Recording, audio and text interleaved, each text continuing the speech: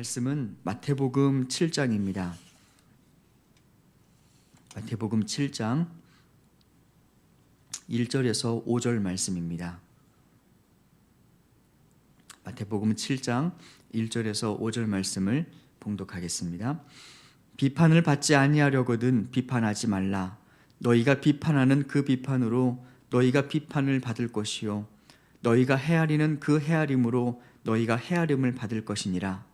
어찌하여 형제의 눈 속에 있는 티는 보고 내 눈 속에 있는 들보는 깨닫지 못하느냐. 보라, 내 눈 속에 들어가 있는데 어찌하여 들보가 있는데 어찌하여 형제에게 말하기를 나로 내 눈 속에 있는 티를 빼게 하랴 하겠느냐.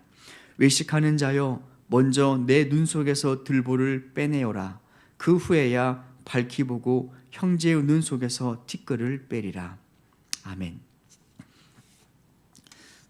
비판만큼 우리의 언어 습관에 익숙한 것은 없습니다. 우리는 항상 남을 바꾸고 또 도와주고 싶은 마음으로 자기의 기준을 가지고 그 사람을 비판하지만 그 사람이 바뀌기는커녕 항상 그 사람과의 어색한 관계를 만들 때가 많습니다. 비판에도 물론 좋은 점이 있기도 하지만 그러나 오늘 본문을 통하여 예수님은 우리가 비판하는 것에 대해서 비판을 금하라고 말씀을 하십니다. 그 이유가 무엇인지 우리 본문의 말씀을 통하여 한번 살펴보도록 하겠습니다. 먼저 우리가 비판하지 말아야 되는 까닭은 비판은 비판만 낳기 때문입니다. 오늘 1절 말씀을 조금 더 원문에 가깝게 번역하면 이러한 말씀이 됩니다. 비판하지 말라. 그러면 너희도 비판받지 않을 것이다. 즉 우리가 비판을 멈추면 상대방도 비판을 멈춘다는 것입니다. 특별히 우리가 이 가정에서 그리고 교회에서 비판하는 것을 조심해야 됩니다. 항상 주변에 다툼이 많은 사람들의 특징을 보면은 그 사람들의 언어 습관 가운데 남을 비판하는 언어들이 많다는 것입니다. 교회에 가까이 있는 사람들, 가정 속에 가까이 있는 사람들은 서로의 모든 것을 다 지켜볼 수 있습니다. 경건하게 예배를 드리는 것처럼 보여도 항상 그의 다른 모습을 보기도 하고요.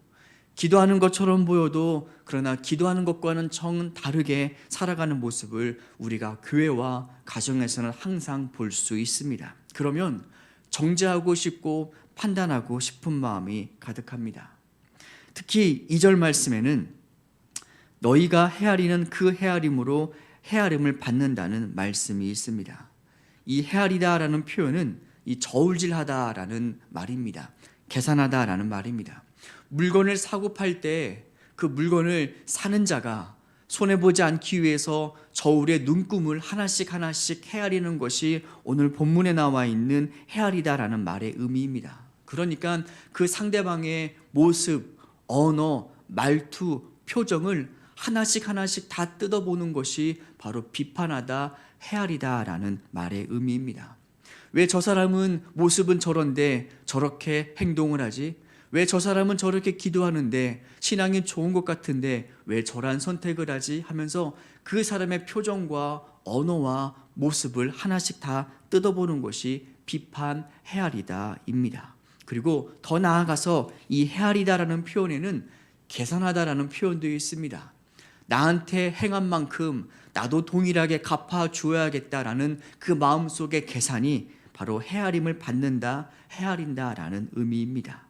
근데 우리가 이렇게 비판을 하다 보면은 나도 비판받게 되고 상대방도 비판하게 되는데 우리가 비판하지 말아야 되는 더욱더 중요한 의미가 있습니다. 내가 비판하지 말아야 되는 까닭은 상대방이 나를 비판해서가 아닙니다. 내가 헤아리는 그 헤아림으로 하나님도 나를 헤아려 보시겠다라는 것이 더욱더 두려운 사실입니다. 2절 말씀을 이 공동번역 성경으로 읽어보면 이러한 말이 됩니다. 남을 판단하는 대로 너희도 하나님의 심판을 받을 것이고 남을 저울질하는 대로 너희도 저울질을 당할 것이다. 우리가 상대방을 저울질한다면 하나님도 한번 우리의 모습을 저울질 해보겠다라고 하십니다. 하나님께서 저울에 달아보시면 우리 어느 누구도 자신의 공로와 자신의 은혜로 살아갈 수 있는 사람은 아무도 없습니다. 하나님 앞에서 우리가 이렇게 은혜를 입고 서 있을 수 있는 까닭은 하나님이 우리를 저울질하지 않으셨고 하나님이 우리를 판단하지 않으셨기 때문입니다. 하나님은 우리가 자격이 없고 저울에 미달되었음에도 불구하고 우리를 값을 계산하지 아니하십니다. 모든 것을 덮어주십니다. 죄가 있고 실수가 많지만 그러나 예수 그리스도를 믿는 그 믿음 하나 보시고 우리를 더 이상 저울질하지 않고 덮어주시고 오히려 의롭다라고 말씀하시는 그 놀라운 은혜를 우리에게 주셨습니다. 하나님은 우리를 계산하지 않습니다. 그 하나님의 은혜가 우리에게 차고 흘러 넘치기 때문에 하나님께 그러한 은혜를 입은 너희는 판단하지 말아야 한다라고 말씀하십니다. 이것이 비판하지 말아야 될 첫 번째 이유입니다. 두 번째, 우리가 비판하지 말아야 될 까닭은 우리가 남을 비판하고 판단하는 것은 곧 하나님의 자리에 앉겠다는 것과 다름이 없기 때문입니다. 야고보서 4장 11절은 말씀하십니다. 형제들아 서로 비방하지 말라. 네가 만일 판단하면 율법의 준행자가 아니요 재판관이로다. 입법자와 재판관은 오직 한 분이시니 능히 구원하기도 하시며 멸하기도 하시느니라. 너는 누구이기에 이웃을 판단하느냐? 우리가 남을 판단한다면 그것은 하나님만 알 수 있는 하나님의 자리에 앉겠다는 의도라는 사실입니다. 판단은 오직 하나님만 할 수 있습니다. 우리는 실은 남을 섣불리 판단할 수 있는 존재가 되지 못합니다. 왜 그 사람이 그렇게 행동을 했는지, 왜 그 사람이 그런 말을 했는지 우리는 그 사람의 배경을 다 헤아릴 수 없습니다. 인디언 속담에 이런 말이 있습니다. 그 사람을 알려면 그 사람의 신발을 신고 오리를 걸어보라. 그 사람의 삶의 배경과 그 사람의 속마음을 이해하지 않고서는 그 사람을 온전히 우리는 알 수 없다라는 사실입니다. 우리가 보기에는 참 믿음이 없어 보여도 사실 그 사람은 지금 자기가 가지고 있는 믿음으로 최선을 다하고 있는 것일 수도 있습니다. 반대로 우리가 보기에는 참 믿음이 좋아 보여도 속내는 그렇지 않을 수 있습니다.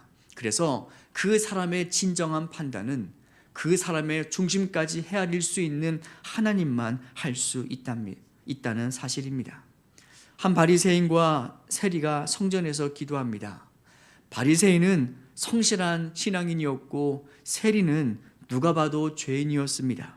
사람들의 눈에는 누가 의인이고 누가 악인인지 분명하게 판단할 수 있었습니다. 그런데 그 바리새인과 세리를 보시는 예수님의 판단은 전혀 달랐습니다. 바리새인이 아니라 예수님께서는 세리가 더욱더 하나님 앞에서는 의인이라고 말씀하십니다. 왜 그렇게 말씀을 하셨을까요? 그 사람의 마음과 중심은 하나님만이 감찰할 수 있기 때문입니다. 우리는 그 사람의 속내는 모르지만 그러나 하나님은 다 알고 계십니다. 그래서 온전한 판단은 하나님만 할 수 있으니 하나님께 맡기라는 것입니다. 그럼에도 불구하고 우리가 지속적으로 남의 행동과 남의 모습을 판단하고 정죄한다면 그것은 우리가 재판관이신 하나님의 자리에 앉겠다는 교만한 태도라고 말씀을 하십니다. 마지막 세 번째로 우리가 남을 판단하게 그쳐야 되는 까닭은 우리의 판단으로 그 사람이 바뀌지 않을 뿐더러 우리는 남을 고칠 만한 존재가 되지 못하기 때문입니다. 오늘 4절 말씀에 이렇게 말씀을 하십니다. 보라, 내 눈 속에 들보가 있는데 어찌하여 형제에게 말하기를 나로 내 눈 속에 있는 티를 빼게 하랴 하겠느냐. 남에게 허물이 굉장히 큰 것처럼 보이지만 사실 나에게는 들보 같은 그러한 허물이 있다라고 합니다. 내 눈에 있는, 내 모습 속에 있는 그 들보 같은 커다란 허물도 고치지 못하면서 남에게 있는 그 작은 티끌을 고쳐내겠다라고 하는 것은 말도 되지 않는 소리이며, 또한 그렇게 생각하는 사람에게 대하여 오늘 예수님은 바로 외식하는 자라고 말씀을 하십니다. 5절에서 이야기하십니다. 외식하는 자요. 자기에게 있는 실수도 고치지 못하고 남의 허물을 바로잡으려고 하는 그 사람에게 예수님은 외식하는 자라고 말씀하십니다. 그리고 이어서 이렇게 말씀하십니다. 먼저 내 눈 속에 있는 들보를 빼라. 그 후에야 밝히 보고 형제의 눈 속에서 티를 빼리라. 이 말씀은 내 허물을 다 고치고 나서 남을 고치라는 말씀이 아닙니다. 들보는 내가 감당할 수 없는 허물의 무게입니다. 평생 고치려고 노력했지만 고쳐지지 않는 것이 바로 나에게 있는 들보 같은 허물입니다. 이 말씀은 남의 허물을 고치는 것은 나도 못하니까 하나님만 할 수 있으니 하나님께 맡겨두라라는 사실입니다. 우리가 상대방을 비판하고 바꾸려 하기 전에 우리가 잊지 말아야 될 중요한 사실이 있습니다. 그것은 그 사람을 변화시키고 그 사람을 여기까지 인도한 하나님이 바로 그에게도 계신다는 사실입니다. 변화되지 않을 것 같은 나도 실은 돌아보면 하나님의 은혜로 조금씩 변화가 되었습니다. 어두웠던 얼굴이 바뀌었고요. 성격도 조금씩 변화되었고요. 그리고 세상의 것만 좋아하고 탐욕으로 가득했던 나도 하나님의 복음으로 하나님이 이렇게 바꾸어 가셨습니다. 나에게는 소망이 내 의지에 있었던 것이 아니라 바로 내 안에 계신 하나님이 나의 소망이 되어주셨습니다. 그러면 동일합니다. 그 사람을 바라보면 바뀌지 않을 것 같고 그 사람을 바라보면 왜 저렇게 사나라고 마음속에는 한숨이 들지만, 그러나 그 사람을 바라보는 것이 아니라 그 사람에게도 하나님이 있으면 우리는 그 사람에게 소망을 발견할 수 있습니다. 소망은 사람에게 두는 것이 아니라 하나님께 두는 것입니다. 내 눈에는 희망이 없어 보이는 그 사람이라도 그 사람 속에 계시는 하나님을 바라보면 우리는 그 사람에게 역시 희망과 소망을 가질 수 있습니다. 로마서 14장에서 이렇게 말씀을 하십니다. 비판하지 말라. 이는 하나님이 그를 받으셨음이라. 우리가 비판했던 그 사람, 우리가 보기에는 한참 자격 미달인 것 같은 그 사람, 바로 하나님이 그 사람을 용납해 주셨다는 사실입니다. 조금 부족해도 가시 같은 모습은 많아도 하나님이 받으셨다면, 하나님이 용납하셨다면 우리가 정죄할 이유가 없습니다. 그 사람의 주인 되시는 하나님께서 받으시고 고치시겠다라고 하시니 하나님께 맡겨두고 우리는 비판의 마음과 비판의 입술을 닫으라. 그것이 오늘 우리에게 주시는 하나님의 말씀입니다. 우리가 이 시간에 잠깐 합심으로 함께 기도하겠습니다. 혹시 우리 마음 가운데 여전히 마음에 들지 않고 그 사람만 보기만 하면 비판이 되는 사람이 있습니까? 때로는 남편일 수 있고 아내일 수 있고 심지어는 그렇지 않은데 우리의 자녀가 비판의 대상일 수 있습니다.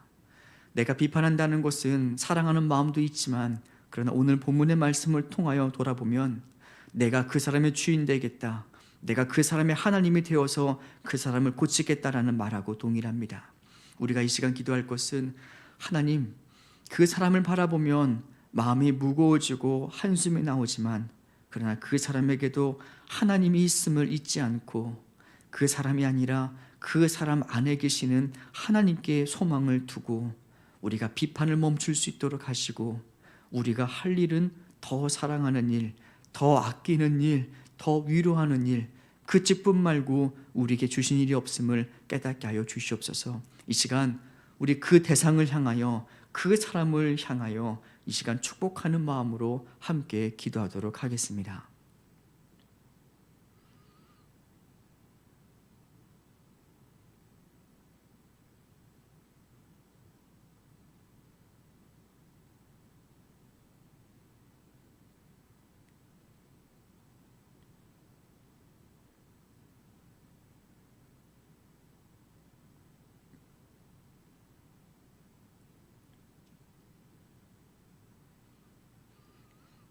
또 하나 기도 제목을 함께 기도하겠습니다. 우리가 연일 언론을 통해서 보는 것처럼 코로나 확진자 추세가 이제는 1000명을 넘어가고 있는 추세입니다. 어디에서 어떻게 감염되었는지 이제는 알 수 없는 지경에 이르게 되었습니다. 이 시간 우리가 기도할 것은 어제 목사님이 말씀하신 것처럼 우리가 겸손할 수밖에 없습니다. 겸손한다는 것은 나는 걸리지 않는다고 하며 이리저리 돌아다니는 것이 아니라 우리가 정말 경로를 최소화하고 최대한 집에 머무르고 그리고 안전한 곳에 생활하는 것이 바로 우리가 할 수 있는 겸손입니다. 또한 함께 기도할 수 있는 것은 하나님, 우리 코로나 확진자들을 하나님께서 치유하시고, 그리고 우리나라의 깊은 경제적인 어려움과 그리고 소상공인들을 주님 위로하시고 버티는 힘 주시고, 무엇보다 어두운 마음이 그 사람들에게 들어가지 아니하도록, 그 사람들의 주인 되지 않도록 주님 지켜달라고 이 시간에 우리 나라를 위해서, 확진자들을 위해서, 또 어려워하는 사람들을 위해서 함께 합심으로 기도하도록 하겠습니다.